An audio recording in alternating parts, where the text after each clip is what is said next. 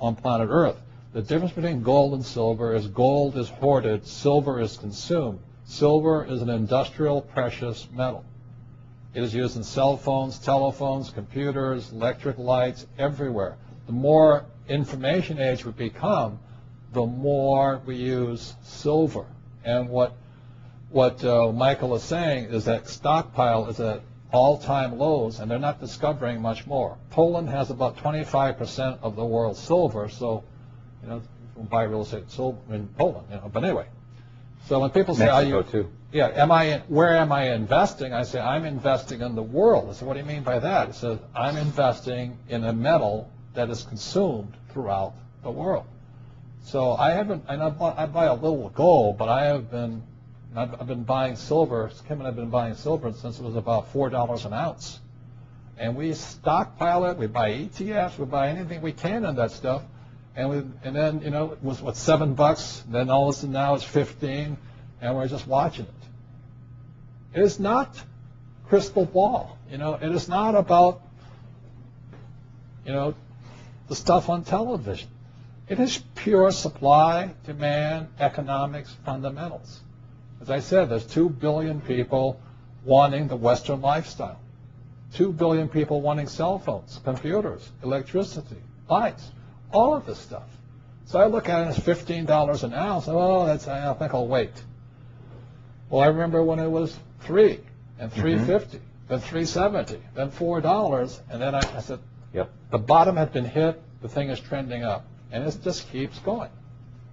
I bought at $4, and I got into the business of selling gold and silver just because I knew that the cycle had changed.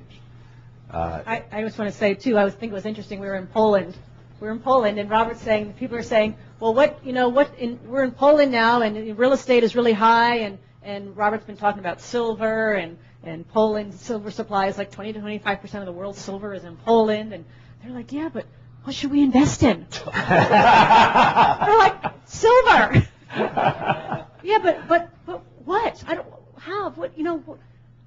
Silver? It's like it's right in front of them. A lot of times it's just right in front of them, but they just couldn't see it.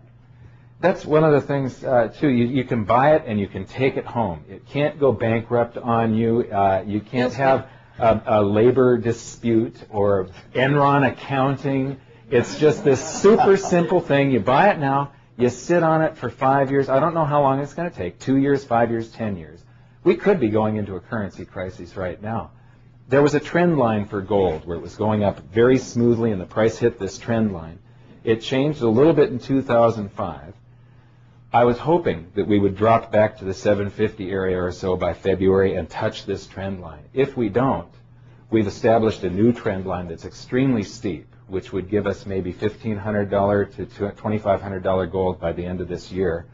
And that says that we're beginning a currency crisis. Precious metals are the only investment class where their bull market can go from stage 1 to stage 3, and it's called a currency crisis. And you could see gold anywhere from $5,000 to actually trillions, quadrillions, sextillions of dollars per ounce. It depends on how hard the dollar and the euro and the loonie and the Aussie dollar. They create them all now by doing this. They just type them into a computer, the dollars. They don't have to print them anymore. It used to be that you had to mint coinage to expand the currency supply. Then you had to print paper to expand the currency supply. But now all you do is you add zeros to it.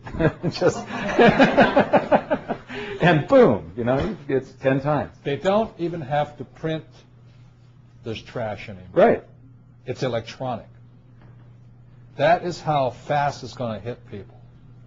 If you can understand that, that's why it's information age, not industrial age. And so all those, I feel for them, hoping the government's going to pay, like who's going to win? Is it Hillary? Is it Obama? Is it Mitt Romney? They can't do a thing about this. It's too late. It doesn't matter. What matters is how smart you are now. If you think these guys are going to save your family, I think you're in for a sad, rude awakening. Because we've been here before. 1933, a man named Adolf Hitler was elected to Chancellor of Germany. The reason was because the Reichsmark, the Weimar government had printed too many of these Reichsmarks. Today, George Bush and Bernanke and those guys, they don't even have to print the stuff. And it's a global problem, not a German problem. And it has happened throughout history. Yeah. In 1919, at the end of World War I, the German mark, the price of gold in Germany was 110 marks an ounce. By November 23rd of 1923, it was hundreds of trillions, and a single silver dollar was $1.6 trillion. And trillion marks, yes. And when gold was just going vertical in the midst of their hyperinflation, where people's... What year was this again? This was 23. It was November of 23 when they finally went into the death throes of the This is mark. the German economy. Yeah. The final week of that hyperinflation, and this is when fear is gripping the nation. The middle class has been wiped out. The value of the currency is changing on a daily basis. Things are 2, 3, 4 times more expensive tomorrow than they were today. It's said that you could drink a bottle of wine at dinner, and the following day the empty bottle, the deposit for it, was worth more than the bottle of wine. There were accounts in 1919 you could retire on 50,000 marks. By 1923, they closed the accounts and didn't even bother sending you the money back because a postage stamp was more than 50. It was several hundred thousand marks. In the final week of November of 1919, when they were in the midst of this currency crisis, that's when Hitler gave his beer hall putsch, that's where he made his name. That's where the public first recognized him. And it wouldn't have been possible for him to come to power if they didn't have that fear to play on. Throughout history, the only thing that brings stability back into the currency is a strong, charismatic leader. I'm afraid Ron Paul is not our boy. He ain't going to do it. Right. I don't think Hillary can do it. It's a shame, I don't think too. Obama can do it. I don't think Romney can do it, because this is beyond the borders of this country. And the middle class will probably be wiped out in America.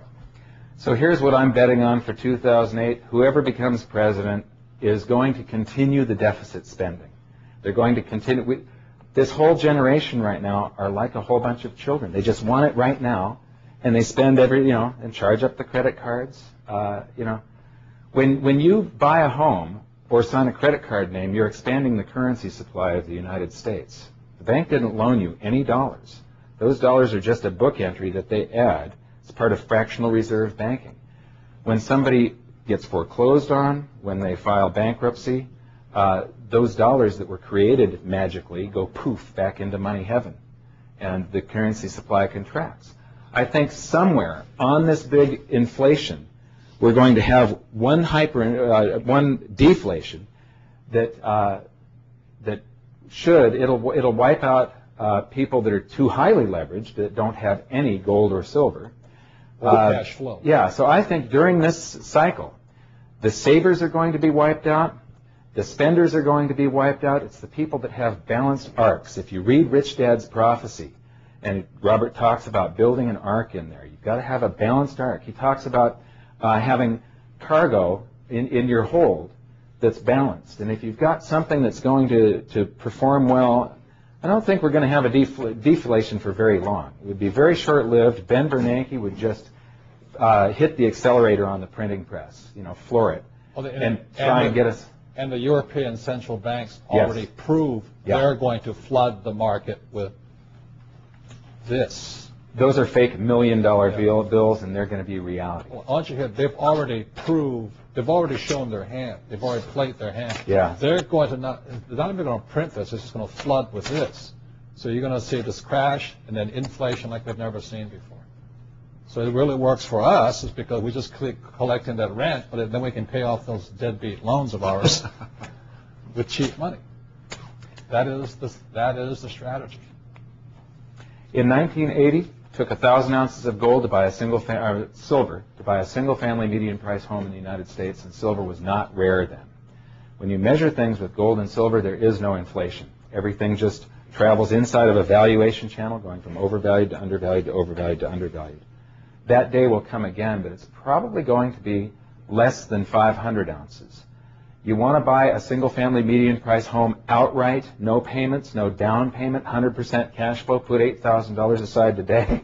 You're going to be able to do it in the future. silver. It's just history repeating. In silver. Silver. I'm sorry. Silver. Don't hold cash. Right. Cash Gold is good too, but it won't perform as well. Is trash. Exactly. Repeat after me. Cash is trash.